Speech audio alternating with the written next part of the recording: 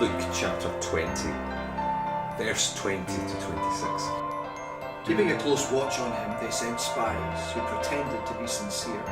They hoped to catch Jesus in something he said, so they might hand him over to the power and authority of the governor. So the spies questioned him, "Teacher, we know that you speak and teach what is right, And that you do not show partiality, but teach the way of God in accordance with the truth. Is it right for us to pay taxes to Caesar or not?" He saw through their duplicity and said to them, "Show me a denarius." Whose image and inscription are on it? Caesar's, they replied.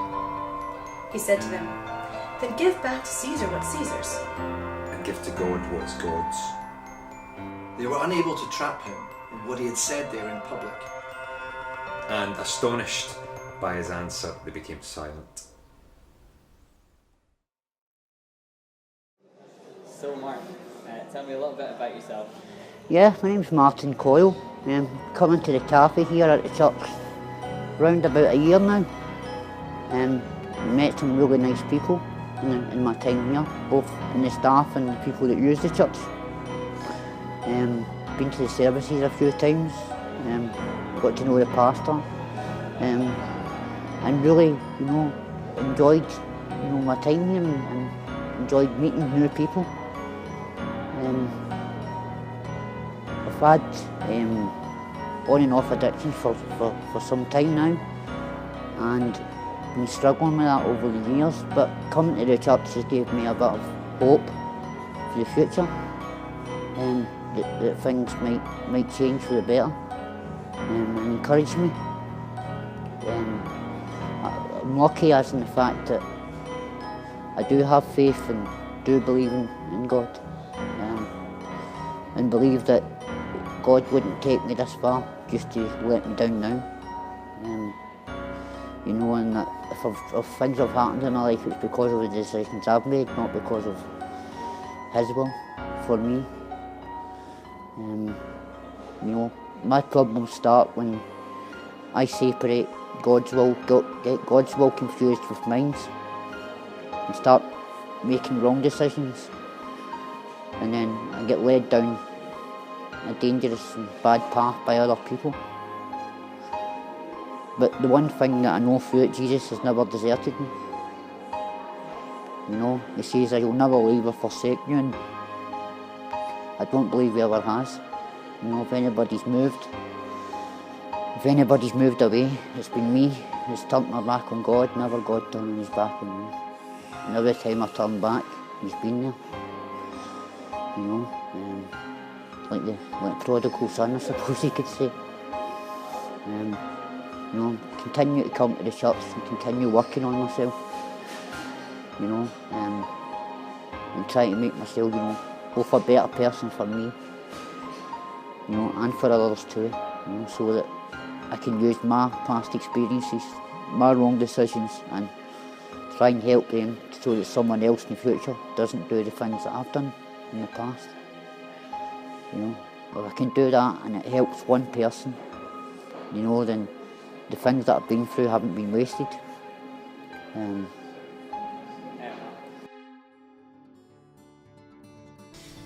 I think one of the things that attracted me to paint this section of chapter 20 rather than anything else is that it's one of the few bits in the Bible that mentions a portrait in it specifically, this image on the coin. So I'm immediately drawn to any of those references in the Bible. So that I found really interesting, but it's one of those fascinating situations where Jesus is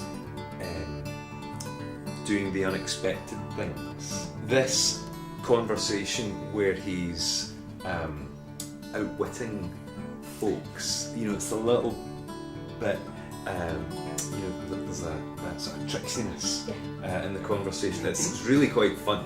It's one of those passages where the line is passed into common parlance, give to Caesar what is Caesar's. I'm not sure that people necessarily understand what it means or what it's all about.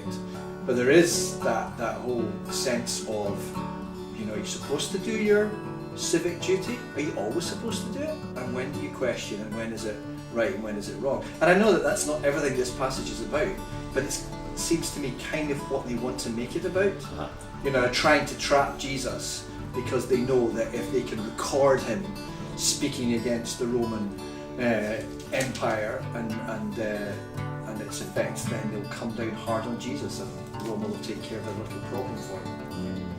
It's a very clever question, because if you say on the one hand, no, don't pay taxes, that's treason. On the other hand, well, pay taxes, well then you're unpopular. Yeah. He's damned if he does, damned if he doesn't. Yeah, absolutely. Both answers are wrong, both answers are right, and Jesus always finds that third way, a completely unexpected option. God finds a way. He's not limited by our own imaginations. And Jesus, in this passage in particular, just beautifully exemplifies that. He actually very cleverly takes this coin and says whose image and inscription are on it. An obvious question with an obvious answer. And then he ties that in to this suggestion, well, if those coins came from the Roman Empire, if they're part of the currency and the transport network and the roads, there are many advantages to the Roman Empire, as well as a lot of oppression and taxation.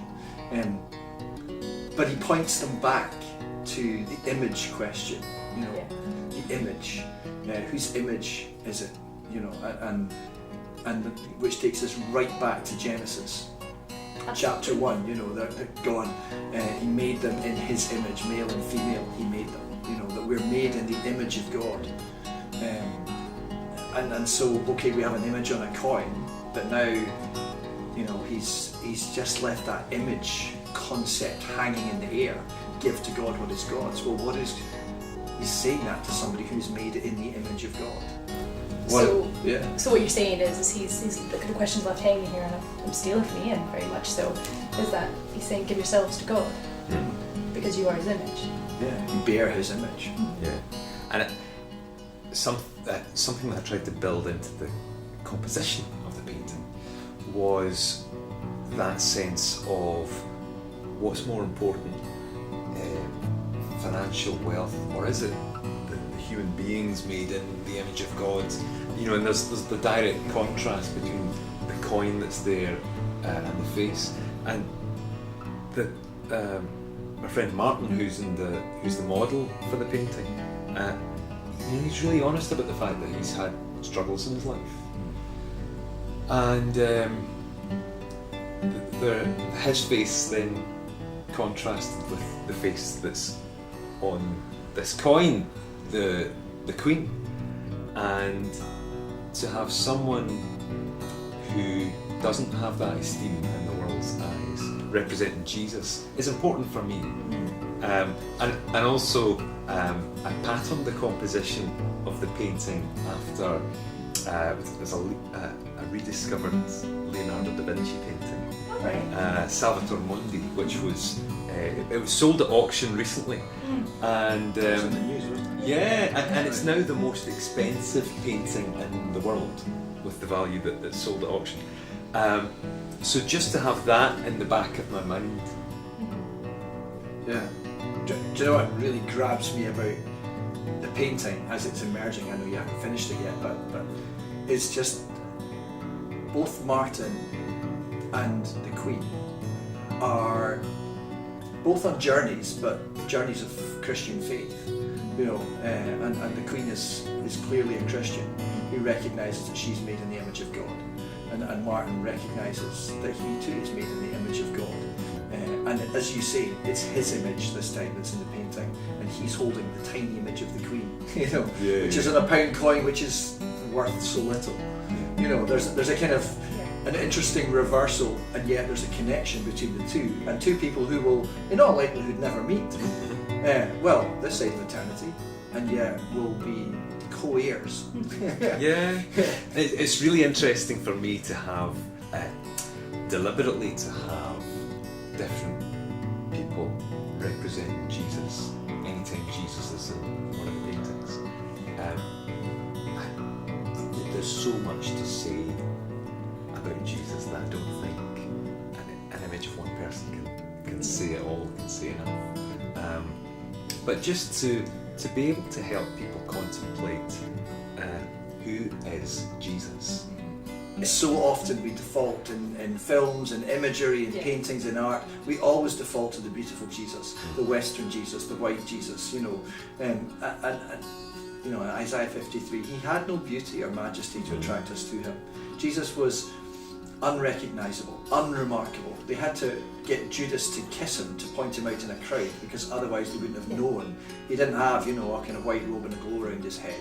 And actually there was a gritty reality, I think, about the physicality of Jesus, which, you know, in terms of the image of God, we think that something made in the image of God must be beautiful and instantly recognisable, and yet it's not. Jesus was obscure in the sense that they did not recognise who was right under their noses.